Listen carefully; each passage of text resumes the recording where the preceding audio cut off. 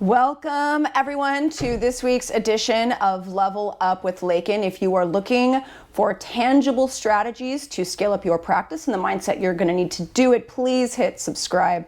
I interview a new lawyer every week who will discuss with you the strategies they implement to scale up their own practice. And this week I am very excited to introduce to you, this is going to take some work, so I wrote it down phonetically, Neyleen Beljajev Ortiz. Did I do it right? Yeah. Oh my gosh. Yeah. Okay. I have, Neyleen and I are friends, and I had a wonderful conversation with her yesterday, and I think there is so much that she has to share with all of you, especially those of you who are not only running your practices, but running a family. And I think that is an extraordinarily real topic right now, especially given the times. A lot of us have kids that have gone back to school with these funky COVID hours, and it causes us to constantly have to readjust ourselves, our schedules, and learn to be very flexible when I think it's fair to say that lawyers are typically A-type personalities. We like our consistency, we like our rules, and we've been forced to step out of those comfort zones in order to accommodate our practices, but more importantly, our families. And I cannot think of anybody who has learned to do that better than Neyleen. She's also running a successful personal injury practice. Is it more than personal injury? So it's mostly personal injury, but I also handle a lot of sexual assault cases. Okay. So I'm going to let Neyleen tell you her story. I love your story. I love your story. It's one of the less conventional paths to the law, and it hit home with me because it was very similar to my story in more ways than I would have expected. Neyleen, thanks so much for being here today. Thanks so much for having me, Ashley. Yeah, and it was so nice to meet you, and I was so excited to find out you were so close in Seal Beach, and we met up and had coffee, and because of you, I picked up the most wonderful nanny, and who has made my life so much easier and my work much more easy to manage. It's nice to have someone you trust hauling around your kids. Awesome. I love Sandy. Yeah, that was one of the best pandemic finds. But anyways, enough about me. Let's talk about you. Can you please share with everyone the name of your practice and how to find you if they have any questions after today's episode? Sure. So my firm's name is Beljajev Law Group. I'm located in Seal Beach. I can be reached by phone. My cell phone is 949-432-1748. My email is Neyleen@BeljajevLawGroup.com. I'm happy to talk to anyone. If anyone has questions, if anyone wants to shoot an idea by me, if anyone has, anything to say, I'd love to hear from anybody anytime. So Girl, certainly feel free. You gotta spell Beljajev. It's Beljajev. And I don't know why anyone wouldn't know how to spell that. My gosh. Where is it from? Well, my husband is originally the family is from Russia. So Okay. He's actually from Serbia, his parents are. Okay. But the name is Russian. Well, then I'm ashamed. It's impossible to say. I know, but my family's Russian, so I'm just gonna stay over here in my little pocket of shame. I won't tell them. Anyway, so you come from a Latina background, correct? I do. Okay. My dad's side of the family. Okay. And did you grow up speaking Spanish? No, I'm literally the worst Mexican. I don't speak Spanish, and it's embarrassing because I've taken 5 years of it. I studied abroad. Everyone in the family speaks Spanish. My cousin is a linguist and speaks over 100 languages, and he creates languages because why not? And yet I barely speak English. That's so funny. My childhood best friend, her mom literally emigrated here from Mexico City. And when she speaks Spanish, which she learned in school, I'm like, I don't think it's supposed to sound like that. I don't think there's supposed to be a valley girl. Right. You're Spanish. Anyways, but let's talk about your path to the law, because when we talked yesterday, you were telling me that you were in Hawaii. Yeah, so I went to college in Hawaii because why not? It's Hawaii. And it was wonderful. I finished college there. So I started here. I did 2 years at Long Beach State, and then I transferred out to Hawaii Pacific on Oahu, and it was wonderful.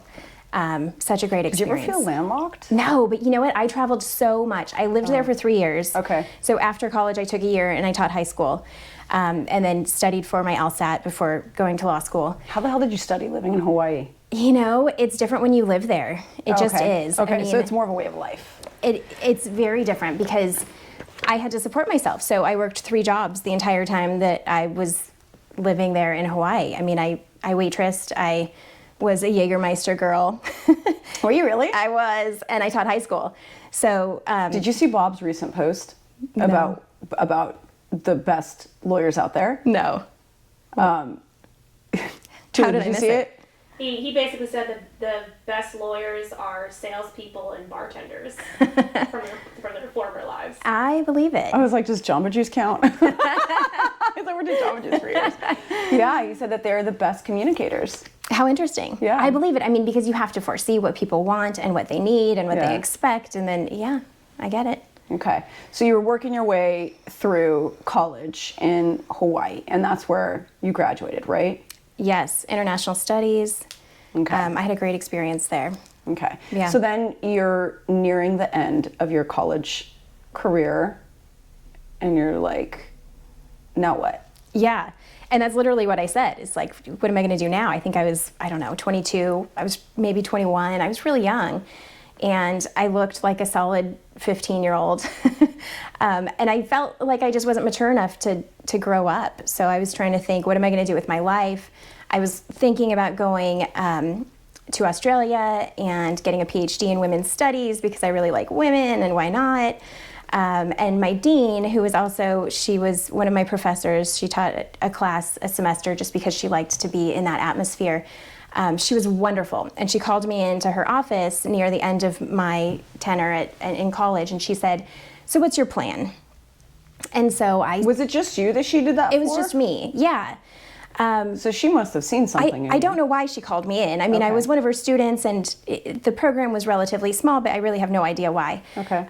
So I told her, she let me talk, and I told her all about my idea to go to Australia, even though I had never been there, and I don't think I had ever met anyone who had been to Australia, and how I had this dream to go and to get a PhD in women's studies, and she listened to everything. She asked me really direct questions about the plan, and then when I was done talking, she said, perfect, you're going to go to law school. And then she proceeded to tell me all the reasons why I needed to go to law school and why it was the best opportunity for me as a woman who eventually wanted to have a family, because we had already talked about that. And she made such a compelling argument. And to be quite frank, she was the only person in my life who had a plan for me. I mean, my plan was really not much of a plan at all. And so I said, perfect. What's the next step? And she's like, go study for the LSAT. And so I did. And, being in Hawaii, I don't think we had any classes for the LSAT. We might have, but I didn't know of any. And if there were, I couldn't afford them. So I just got a book, and I went through the book a couple of times, and I answered all of the questions and learned that I really like logic. And I had fun with it. And I took the LSAT, and then I went to law school. No looking back. It was wonderful. Okay. I want to stop you right there, just because you said something that I think is interesting. You said she was the only one that ever had a plan for you. And when we talked yesterday, I learned that you were first generation in your family to go to college. Yeah, I mean, essentially. So I have a very wild family with a lot of different people. But I mean, my mom barely graduated from high school. I've never met my dad, which is probably why I don't speak Spanish, because he was the Mexican. Spanish, yeah.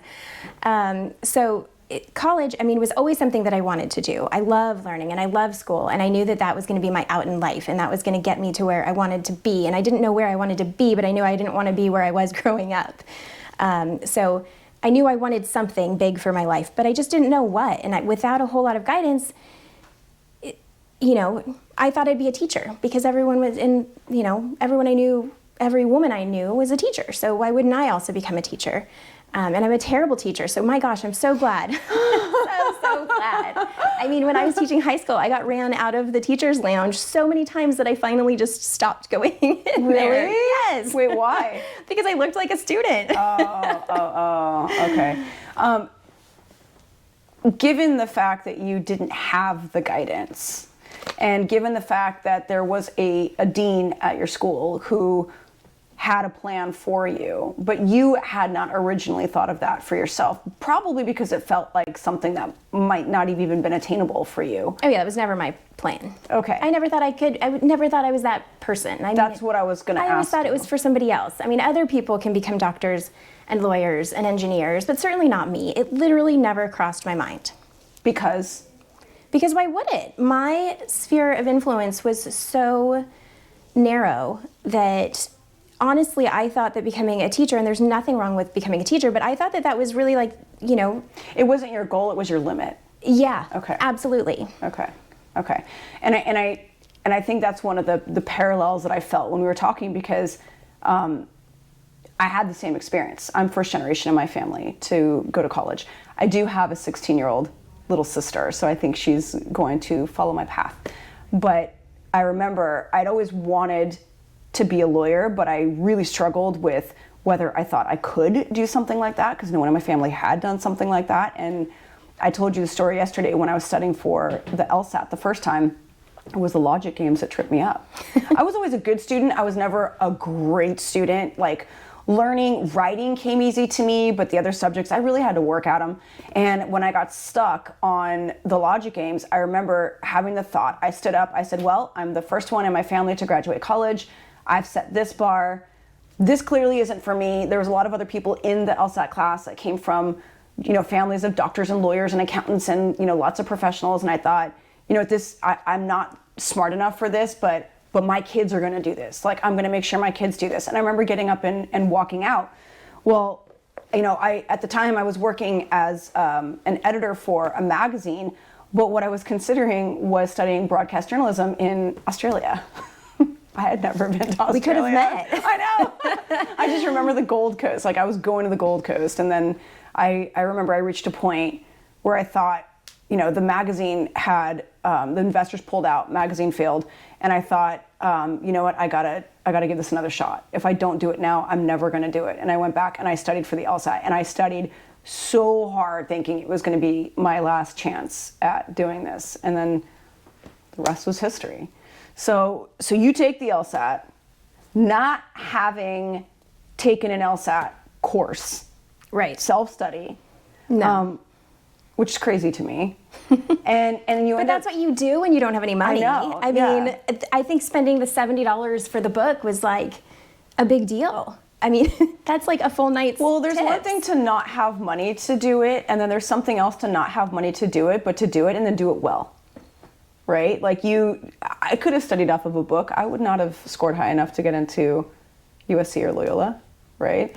But you did, right? And so then you come and you choose to go to Loyola. Yeah, so I chose Loyola because I went to law school, not knowing really what lawyers do. I mean, really, I didn't. You didn't even know what a tort was when you went to law school. I didn't know what a tort was. I mean, I really should have looked into that earlier on than I did. But I chose Loyola because I thought it would be cool at some point to become a judge. And Loyola produces the most judges out of any of the schools that I was looking at. So when I was choosing between really Loyola and USC, I chose Loyola for that reason. I could totally see you being a judge. Is that still a goal of yours? It is. I totally could see you being a judge. Aw, thanks. So then you obviously successfully make it through Loyola. My gosh, let me tell you, I mean, law school was insane for me. It was the one period in my life where I could feel my brain physically expanding that first year. Okay. Because I was learning so much. I treated it like a job. So, I mean, I knew that I was not the smartest person there.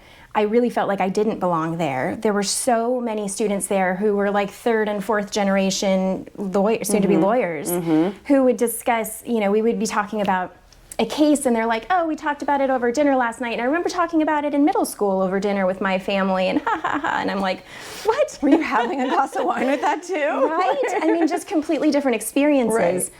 So I knew that to be successful in law school, I was going to have to work a lot harder than everybody else. And that's something that I can absolutely do. I can always get behind working really hard and being the hardest worker in the room because, I mean, especially in law school, I knew I wasn't the smartest person there, but I also knew that if I worked harder than everyone else, that I'd probably have a pretty fair shot.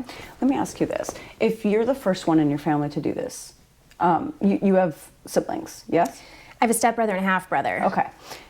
What did your mom say when you told her you were going to law school? You know, I don't remember. My mom was, she wanted me to be a missionary. She and my stepdad were very, very religious. My husband calls them militant Christianity. So I think that she never really got over the idea that I didn't become a missionary. Really? Yeah. Okay. So I think she was, I mean, I certainly know she was supportive, and I think she was proud of me. But I also don't think she understood. She just didn't get it. Okay. Okay. What about when you started practicing law?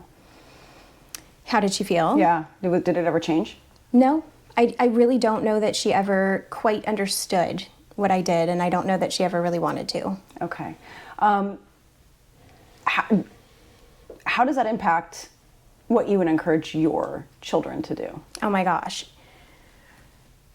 Well, you know, I have 3 boys, so let's talk about like completely different human beings than me. I mean, they don't communicate. It's like, how was your day? Fine. Yeah. How was practice? Fine. My son does that too. Like, how did you feel when you won, when you hit the winning hit to win the game? Good. Fine. I'm like, So I think that what I've taken from my experience in my childhood with my own, mom is that I have to get on their level.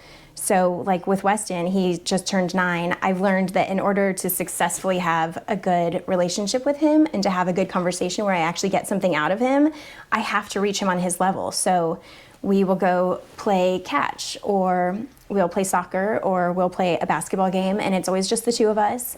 And that's when he always opens up. And it's wild. It's like he must really appreciate that I'm reaching him on his level to make it happen. That is so funny you said that, because I learned with Cody, who's 9, I have to take him on a walk, or we'll play catch. I'll take him to the park and we'll do something that is in his arena, but it's kind of monotonous so he can do it and focus on. And I swear to God, that kid will not stop talking. It's like the only time I can get him to really, that was really astute of you and me. Well done to both of us. Yes, my daughter's the total opposite personality. She either doesn't want to talk to me, or I can't get her to stop. I'm going to embarrass her, but she told me 2 days ago that she had a boyfriend, and I could tell she was a little nervous about telling me, but she kind of wanted to have the conversation. I was like, okay, well, who is he? Blah, blah, and we had a conversation about healthy boundaries and all this stuff. And then yesterday she comes in the kitchen. She's like, Mom, remember when I told you about that boyfriend? I was like, yesterday? And she's like, yeah, I've decided I'm not ready for a boyfriend. I think I need to wait till I get to high school. And we had a conversation where I was like, do you really like him? Yeah. And I'm like, if you really liked him, you wouldn't want to throw him away. So if you're truly feeling that way, yeah, do what you got to do. And she was like, okay. And then she walks away and she comes back 2 seconds later. She's like, I did it. I was like, God, Zoe. She's heartless. How did you take it? She's like, well, he hasn't responded yet. I was like, oh my God. By text message? Yeah. The relationship was 24 hours. Okay. So but it's the way that you parent with your kids is very individual. And I feel like that's a parenting model that is rather new. The way that I was parented and the way you were, it was there was one way and we had to conform to that way. Right. Now we're realizing that these kids are actually little people. Maybe we got to conform to who they are individually. Yeah. And my God, it's so much work. Once I have one kid figured out, then I've got to figure out the other 2. Yeah, right. So, and I want to tie that into what you're doing professionally. So when you graduated from Loyola, you did not immediately go out on your own, right? No. Okay. So, I think even by the time I graduated law school, I didn't know what I wanted to do. I had clerked at a number of different places. I tried everything because I didn't really know what lawyers did, so I figured now's my time. So I worked at the public defender's office. I worked in-house for Safeco Insurance. I worked for a court of appeals justice. And while I enjoyed each of the experiences, I was able to cross out each of them off of my list because I just wasn't fulfilled and I wasn't happy. Okay. So when I was getting ready to graduate, I thought, well, I kind of need a job.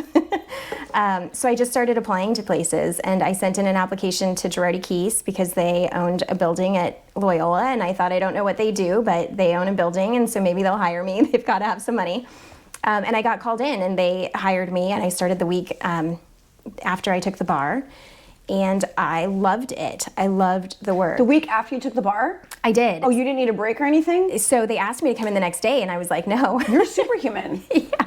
So Woman. I think I took the following week off, and then I started. Okay.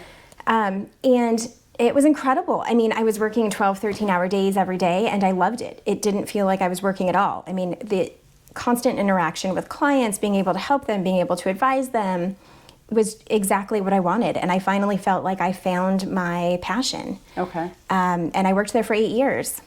And it was Passion terrific. being, what about it do you think tapped into that passion? Like, what was it that lit It was you? finally being able to use a skill to help somebody. Okay. All right. In the realm of personal injury. Exactly. Okay. So you discovered, oh, this feels good to me. Yeah. And how long did you work for Girardi Keys? 8 years. Okay. That's a long time. It was a really long time. And you were living in Orange County? I was living in Orange County that entire time. And you were commuting? I commuted. You know, the last couple of years I had bought a house in Long Beach, but it shared a housing tract with Seal Beach, so it was essentially Orange County. Okay. Yeah, so I commuted for... Is that where you currently live? No, I'm in Seal Beach now. Okay, that's what I thought. Okay. So when you were in Long Beach, you were commuting to... Downtown LA. Yeah, it was brutal. And you had kids in the meantime? Yeah, I did. They just kept showing up, so... The kids? Yeah. By the time I left Girardi's office, I had a 3, maybe he was probably 4. Okay. And then I had, the middle guy was almost a year. Yeah, so I had 2 kids at the time. And what triggered it for me, I mean, I think in the back of my mind, I always just wanted to be an entrepreneur. Like, who doesn't want to set their own schedule and set their own boundaries and live the life that they want to live? But I'll Everybody tell you. wants that, but only certain people, I think, are cut out to Well, actually it's so scary. do it. Yeah. So I'll tell you, my oldest at the time was in preschool. He had just started, and it was back to school night. And I showed up, and the teacher introduced herself to me. And I was the only person that she introduced herself to. And she asked who my child was because she didn't know, because she had never seen me. And I cried my entire drive home that day. And I was like, you know, this is going to change. And I'm the type of person who, when I make a decision, then it's done. The decision is made. So I think I Then went it's on home. to how, right? Yes. I went home and I talked it over with George, and he's literally the most supportive spouse I could ever have. He's never once stood in my way. And he said, cool, let's make it happen. What do we do? Oh my God. And so we did. And within, I would say, like a month and a half or something, I started my own firm. Wow. Yeah. I did that. I showed up to one of my kids' practices, and the coach said, "Oh, it's nice to finally meet you." We were like 3/4 into the season, and I had that same. Your heart sank. It did. It did. Because I felt a little bit of like, where have you been in his voice? The judgment. There was judgment. And I looked at him and I said, you know, you should walk a mile in my shoes before you say something like that to me. Yeah. Right? Like, you don't know my life. You had no idea I was commuting 4 to 4.5 hours a day, you know, as a single mom, like barely holding it together every day. Right. Like, you don't know me. And since then I've learned to treat other people with more compassion because they don't know. Right. But I totally, that was also a turning point for me. Also, the kids were like, I am really tired of these different nannies picking me up from school. It'd be really great if you could. Yeah. And my first instinct was like, oh yeah, sure, I'd love to do that. Like, win me the lottery and I will stay home with you. Like, I was resentful, and then I was like, crap, like, they need me. What am I doing? And like, they want me. And for how much longer are they going to want me? Yeah. And I was like, these are the formative years. Ash, what are you doing? Yeah. Right. And I pulled into Alder Law one Tuesday after sitting on the freeway for like 2 hours, and I was like, screw it, I can't do it. I literally went in, and my first email of the day was resignation, and I had no plan either. I was like, I don't know what I'm gonna do. Like, I don't know how to do this. And I say for a lot of people that when your current state becomes more uncomfortable than the unknown, that's when people find the courage to make it happen. Yeah. They make that decision. And for us, our current state was more uncomfortable because we were risking our relationships with our children, which is not, that's a deal breaker, right? So, but on the flip side, starting your own firm, like especially as and I hate to say this, I said what I said, as a woman, I really didn't know, like all the more successful business people I've ever seen were all men. All of and them I was men, like, with wives who stayed home. Yeah. Yeah, I need and a one of nanny, those. and a housekeeper. Yeah, I need it. I need a stay-at-home wife. Currently taking applications. But I remember thinking, like, you're not even like that great with money. Like, how are you going to survive? Like, what if I had a nightmare? I had a nightmare that my son didn't exist. It was just my daughter, and we were homeless. And we walked by a store that, oh my God, this dream like made me cry for years after thinking about it. That we walked by a store and there were toys inside, and she was like 2, and she was like, Mom, I want to play. And I remember thinking, I'm breaking the law, but it's worth it for her to have 10 minutes of a normal childhood. And I broke into the place, and the police showed up while she was playing with cars. Like, I had a dream that we literally Crazy. like were homeless. What a fear. Yeah. But to me, when I woke up, I was like, we have to make this happen. This has to work. Yeah. Like, there's no other choice. This has to work. I mean, there was no backup plan for me either. Yeah. I had to succeed. Yeah. So what are the first steps you took? I planned. I've always been a planner anyways, but I made a list. I met with a businessman friend of mine who I really just look up to, self-made, and we sat down and made a budget. And I budgeted my personal finances, and then I budgeted my business finances as well. And when I started, I started with a laptop and a cell phone, and I worked out of my dining room table, and that's all you need. It really is. Did you have like a nest egg or something when you did go out on your own, or did you wing it from day one? No. So, well, I had a bit of a savings. Okay, good. Okay, so you weren't like literally, oh my God, how am I going to pay mortgage next month? Right. Okay. Yeah. I mean, gosh, that would be so scary, especially with the type of work that we do. I know people who have done it. It's and insane. It blows my mind. Yeah, it's scary. So no, thankfully I had money saved so that I could support the family, ideally, but I also just didn't, I knew that was going to dry up, and I knew that I had a period of time to make this new business work. And I always, I couldn't fail because I had these little children looking up to me to provide them with their needs and their safety, and, I couldn't do that to them, which really is a motivator. It's massive. Yeah, it is massive. It's a motivator, I think, but you also have to love what you do in order to stick with it. Because, girl, there are days when the discovery is grueling. And I remember like starting on my own, I had to YouTube how to print stamps because I was so used to handing a letter off to my assistant and saying, you know what I mean? I had to YouTube how my printer even worked and how to reformat the size of the little tray that I had to stick the envelope in. Did it go head first into the right, the logo? Yeah. Did it go, crazy, right? Like, you have to start all over. And in order to pull that off, plus case acquisition, plus litigating, that's a lot. And you gotta love what you do. Like, for me, whenever I get super bored, like discovery, it just, oh my gosh, it like melts my soul, right?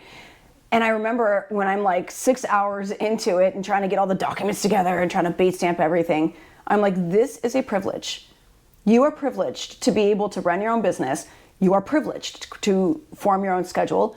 You are privileged to be the person that your client trusts.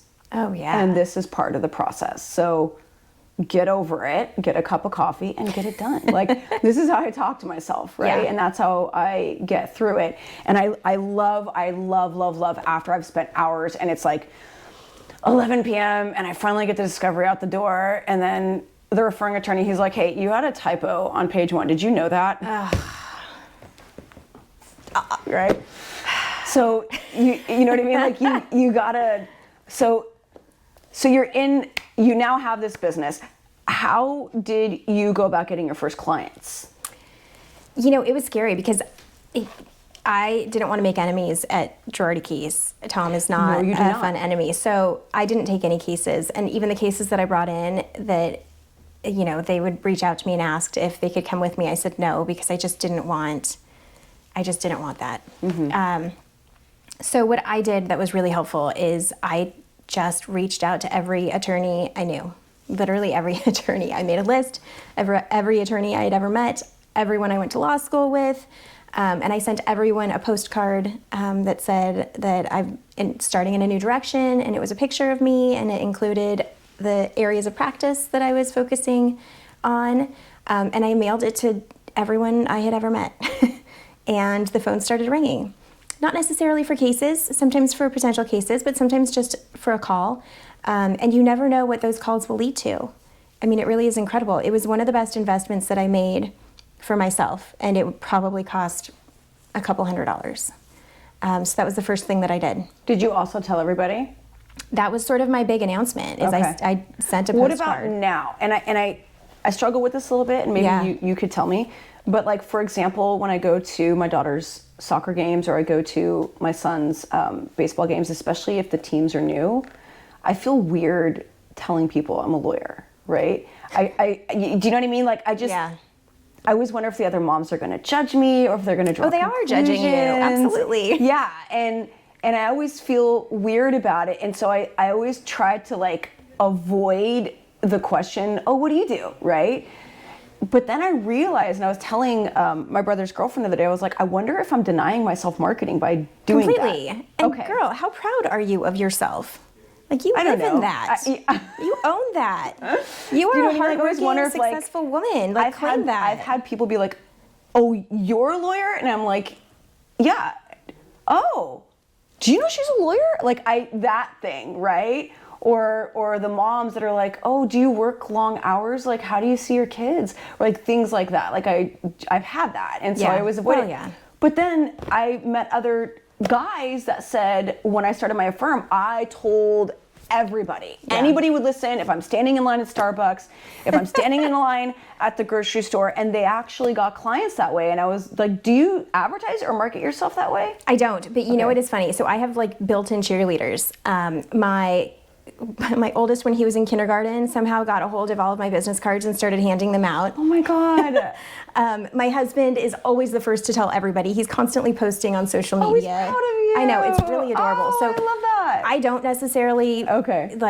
you have to. But Yeah. I'm not such an outspoken person in general anyways. Right. But what I do really like is that I feel like once people know, like at baseball last week, I mean, one friend will say, oh, did you know she's a badass lawyer? And that's how I get introduced to people. So it's kind of amazing, really. I mean, I feel like once you own who you are and you're proud of who you are, and for those people who say, oh, don't you work a lot? Well, yeah, of course I do, but I'm here, right? Yeah, right. Just like you, Yeah. you know? Yeah. Okay, you're right. I guess I still got work in my personal development area. Don't we I all? love new goals. Okay, so, but now, and we talked about this yesterday, and this is going to be another, I said what I said, but I feel like there is just a difference between men who own their own businesses and are fortunate enough to have women who hold down the family and the front, right? Like they can go out and they can do whatever they want and work as many hours as they want, and everyone just understands that they're out there trying to provide for the family. But I feel like for women it's different. Like I feel like even like we could never say I'm not going to be home until 11 on a regular basis because I'm working on blah blah blah, right? Like there's only so many times that a partner is going to say, okay, I got it, right? You know, as a woman. Because we also have mom guilt and we want to be there. Like, it's one thing if the dads aren't, whenever I'm at my kids' games, like, there's always dads there, but there's always way more moms, right? Yeah. One, I think we put the pressure on ourselves, but number two, I think it's a societal norm that we are supposed to be present. So how do we, and myself included, because I am a single mom and I don't have a partner, it is a constant struggle to attend to my business because it's still young, it still needs, watering. Your business always needs watering, right? It always needs attention. And how do I be a present parent? And, when you and I were talking yesterday, we were talking about how COVID has really pushed us out of the boundaries because we've been forced to have to be more flexible. And you've had to change your family dynamic such that you now have to bring one son to the office with you. Did you find that disruptive? And when I say that, I mean like your personality is you like your rules, you like your schedule, you like consistency. How did you deal with that change? How are you able to be a present parent, plus give your business the attention it needs and work on, case acquisition? How are you doing this? God, it is so, I mean, what a loaded question. It's a lot. It really is. I'm really good at loaded questions. So, yeah, when COVID hit, we had a long conversation with our nanny, who was really wonderful and a part of our family, and she didn't feel comfortable coming to our house, and we didn't necessarily feel comfortable having her anymore either. So that was really hard because she was my wife. Yeah, right. Yeah. She really was. So, we lost the nanny, and then the kids were home all the time, and life is about change. I want you to know that I not only have employed her a few days a week, I've gotten her additional employment to fill the other, so she can make some additional income for her and her daughter. So good. Yeah, she's well taken care of. Good. She's amazing. So I mean, parenting is about change. Life is about change. If you're not changing, you're not evolving, and you really have to. So COVID taught me a lot of things. Our family has grown stronger. We sat down and made intentions the first week of the shutdown as a family, and we said, okay, this is how it's going to be now. This is our new norm. So what do we want out of this? And we all had ideas that we threw around. We wanted to adventure more. We wanted to cook more. We wanted to create art more. We wanted to do all of these things. And so we made intentions to actually do it. And we went on Thursday adventures every week for I love that. It was amazing. I love that. The kids got to miss their last class of the day, sorry to the teachers. Yeah. And we would go explore a new state park or a new beach or do something fun. And it was incredible and so good for our family.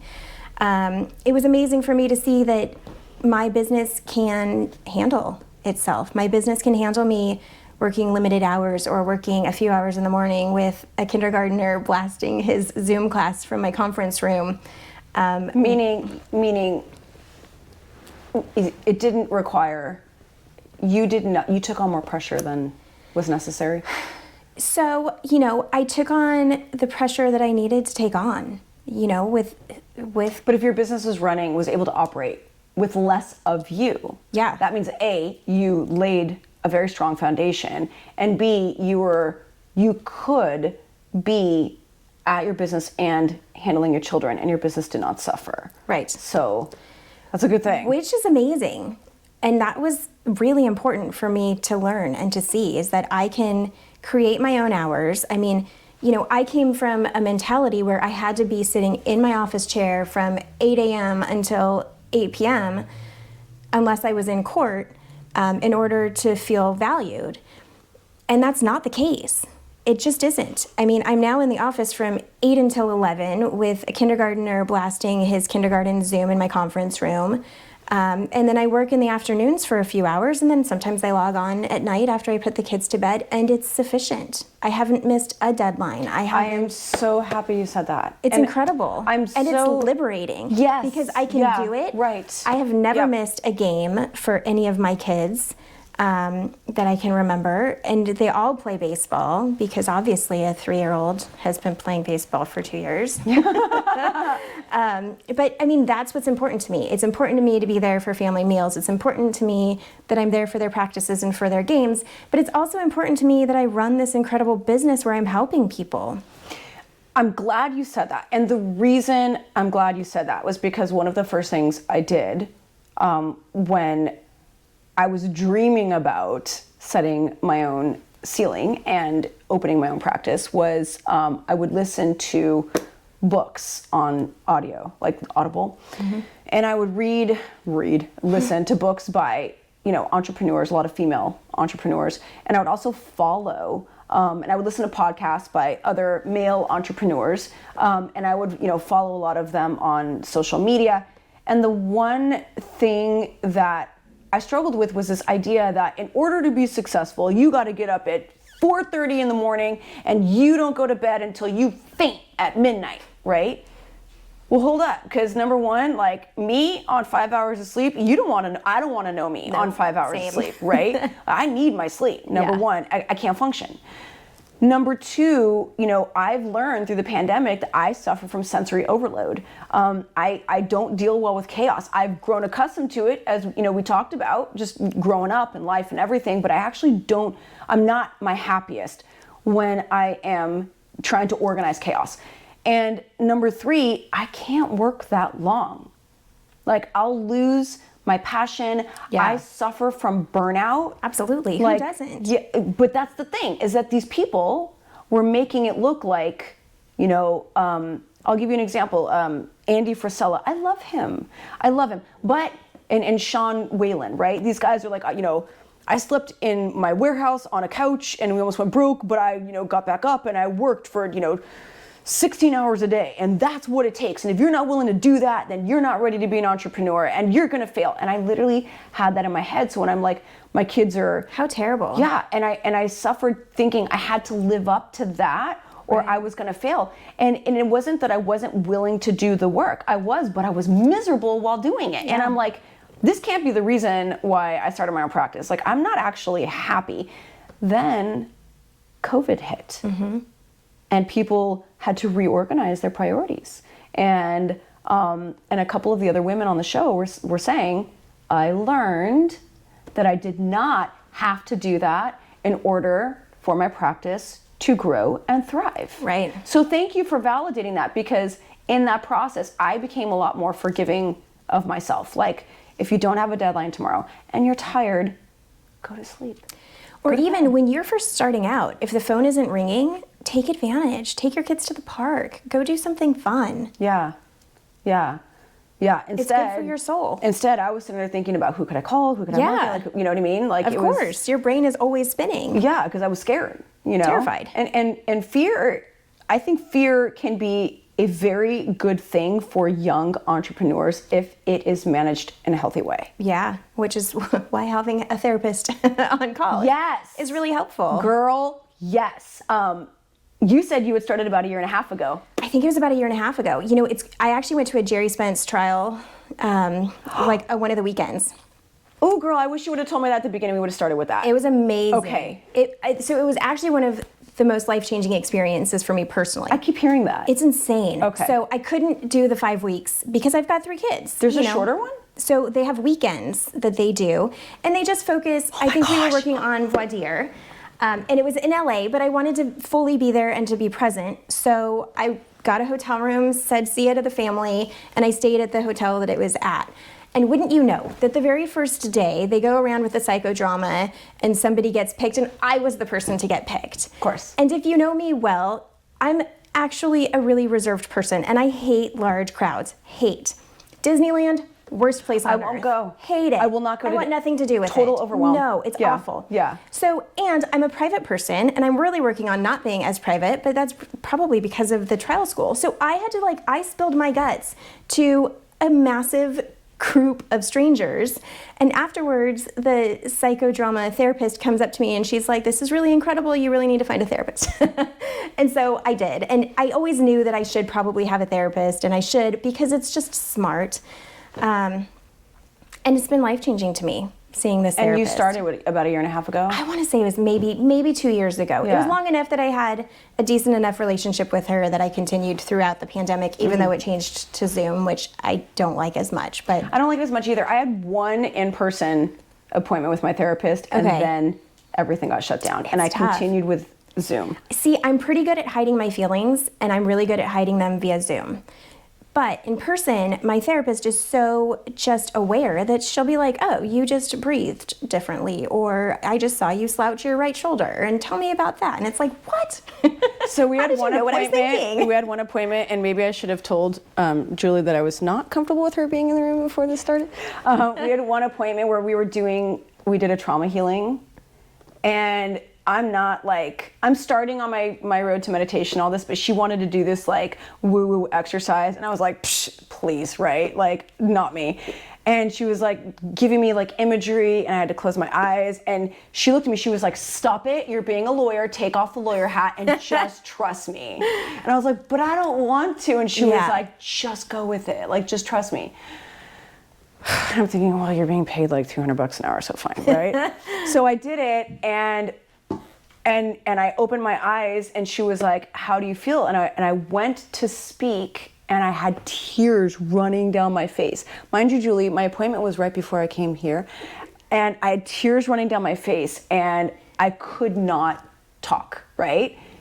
And I'm an emotional person, but not like that, right? Yeah. And I left, and I could not talk the whole way to the car. And I was like, I just got in the car, and I was crying. I think I slacked Julie. I was like, we're gonna have to do this by Zoom today. I had to go home, wash my face, start over, put on makeup. I barely made it through that episode. Like I felt like someone had ripped open my inside. And then the whole rest of the day I cried. And then the next day, I didn't feel a damn thing. Like I could tell the story about this childhood trauma, and it was like it didn't even happen to me. I was telling the story of someone else, right? And it was I asked her later, because when she was like, okay, are we meeting next week? And I was like, shit, I don't know if I want to do that again, right? Like she was like, no, we're not going to do it again. I just paid for this, right? damn it. Like it hurt. But what happened, what I learned was it was a way of releasing whatever emotions you had tied to that event, so that you remember it, but it doesn't weigh you down. Like I had let it go. Yeah. Like I legitimately let it go. And I was like, oh crap, like there's something to therapy. Seriously. Which I was against for most of my life. I was like, therapists, they're like, it's a hoax, and you're just, it's not. It's really helpful. It's not, and especially during this. in our line of work. My gosh. I had a client several months ago who killed herself. Ooh. And she had a sexual assault case, and we had just settled her case, and she was happy with the settlement, and then maybe 2 months later, she committed suicide. Ugh. I mean, especially the sex assault cases, they're so emotional. Yeah. For me, for the client, it's like they're really, really draining. But because of it, it's so important for these women to find the closure that they need. And oftentimes the settlement is really what does it. So that really hit me hard. So having somebody to talk to is just so important. I think not only in our line of work, but being in our line of work and being, present in our families.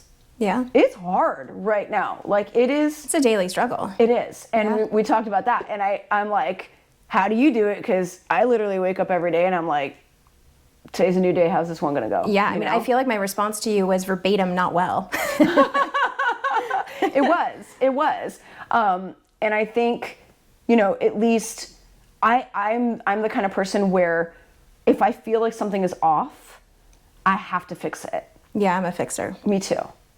And sometimes that poses its own set of complications. But I got to figure out what the problem is, and I got to fix it, because I want to show up every day, not only being the best lawyer I could be, but I really, my goal in life is to wake up every day and show up for everyone being the best version of me that I possibly can. Mm-hmm. So you're not an overachiever? No, God, no. And to me, that means being the best mom, being the best lawyer, being the best friend, being the best person. And it's required a lot of, personal development, because I started out behind the 45-yard line, where most people start at normal. I was not normal. I was way behind, right? Some of my friends are like, I can't even believe you even graduated college, with what you've been through in your life, right? And fast forward to now, I've got these 2 little kids, and I fully believe there are way more ways you can screw up your children than you can make them healthy, functioning members of society. Mm-hmm. And that in and of itself, and I'm not speaking for you, but for me, I didn't, on one side, yes, but my parents also, I feel like I didn't really have a lot of healthy examples, right? So some stuff you got to figure it out on your own, because you don't want to repeat history and you do want to break cycles. Yeah. And to me, it's I struggle, in being the best version of me, and practice grace, self-kindness, forgiveness, self-care. What's that, right? Mm-hmm. and I get a Mother's Day card from my daughter, and the cover of it was handmade, and it was a little nail, and it said, "You nailed it at this mother thing." Aw. And on the inside, it was a bunch of sweet stuff, but there was one sentence that she wrote that I focused on, and she said, "You are the happiest person I know." How sweet. Like, Yeah. she sees what I'm trying to do, because that is literally all I want for her and my Yeah. son. I want you guys to be happy. Whatever that means to you, whatever you grow up to become, whether it's, being a trash man, a dentist, a scientist, a teacher, a lawyer, a doctor, a physician, I don't care what you do, if you are genuinely and truly happy and fulfilled. And she was like, keep doing what you're doing, Mom, because one day the world is going to appreciate you. Oh. And she does. She does appreciate you, and that's amazing. To me, that was a huge testament to, I am not totally screring up this parenting thing. Right. But it's... Or at least you weren't last weekend. Right. Today's a different day. True, because she's hormonal. She's she's preteen. That is very true.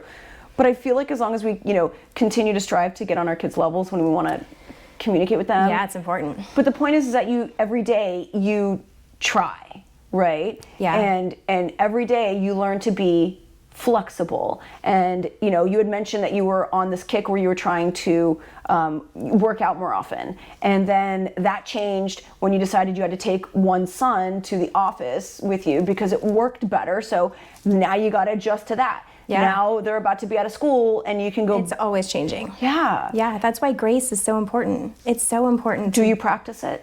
Yeah, I do. Okay. I have to. Yeah. Yeah.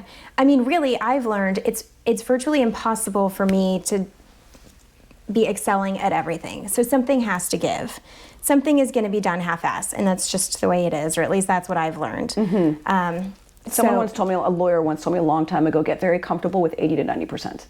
Yeah, and what's wrong with 80 to 90%? Yeah, he said that. Get very comfortable with 80 seriously, to 90%. I mean, when I'm exercising on a regular program and I'm doing really well with that, and my kids are all happy and business is excellent, my house isn't going to be clean. It's just how it is, So it's okay though, because that's when you look at the dishes at night and you're like, you can wait. I'm tired. I mean, you can wait. Yeah. I'm type A, so it's like yeah.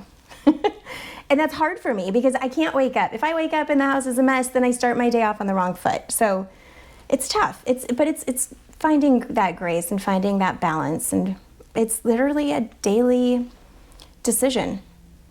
So I'm running out of time with you. So I want to ask, normally, I told you I was going to ask 3 tips you would give a new lawyer who wanted to start their practice, but I'm going to change the question. Okay. And I appreciate you being so raw today, because I think what you're facing is what I'm facing, is what a lot of other lawyers who are going through this are facing but don't want to talk about. Yeah. And I'm all about let's put it on the table so that nobody feels alone, right? What are 3 things that you would tell someone who is trying to run their practice and be a present parent right now during COVID? What would you tell them? Number 1 is to have grace. Have grace for yourself, have grace for others. If the dishes are left overnight, that's okay.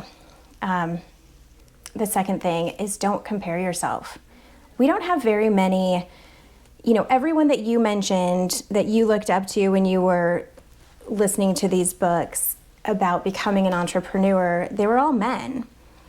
We don't have very many women, I didn't when I started 5 years ago, who were successful moms, successful business owners, who I looked to and I was like, wow, they're doing this. I can do it if they're doing it. I looked. I've seen more in JHQ than anywhere else. Same. Yeah. I mean, really, I feel like our generation are the ones who are actually doing it.